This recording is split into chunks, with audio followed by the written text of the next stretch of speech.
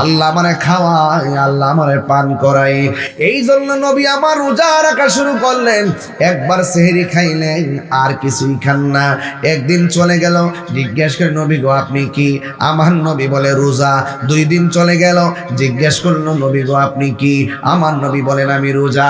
3 দিন চলে গেল, আমার নবীর জিজ্ঞেস করে আপনি কি? আমার নবী বলে আমি রোজা।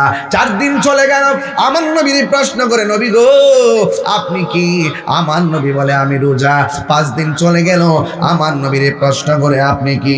আমার নবী বলে আমি রোজা। ও বন্ধুরে, বন্ধুরে, ও বাবা, 6 দিন চলে গেল, আমার নবীর জিগায় আপনি কি? আমার নবী বলে আমি রোজা।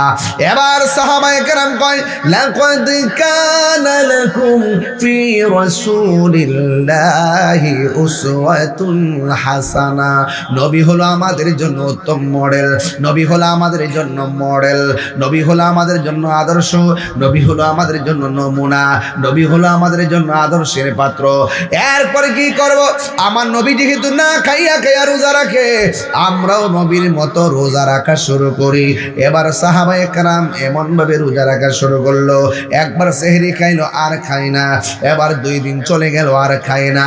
হঠাৎ করে আমার নবী দেখতেছে মসজিদে মুসল্লির সংখ্যা কমে যাইতেছে। এবার আমার নবী কারণ জিজ্ঞেস করে, সাহাবী গো তুমি কেন মসজিদে গেলা না? এবার সাহাবী কয় নবী আমি ক্লান্ত। কয় কেন? কয় আমি রোজা। কয় রোজা থাকলে কি মসজিদে যাওয়া যায় না? ইয়া রাসূলুল্লাহ নবী জান চলে না, হাঁটতে পারি না। কয় কেন? কয় আমরা রোজা। কয় কিসের রোজা? কয় আপনি রোজা, আমরা রোজা। এবার সাহাবীরকে নবী জিজ্ঞেস করে, সাহাবীরা তোমরা আবার কিসের রোজা?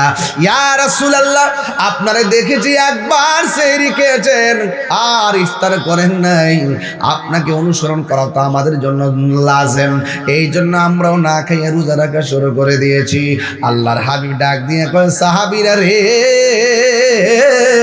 ও সাহাবীরা তোমরা কে আছো আমার মতো? আমারে আল্লাহ খাওয়ায়, আল্লাহ পান করায়।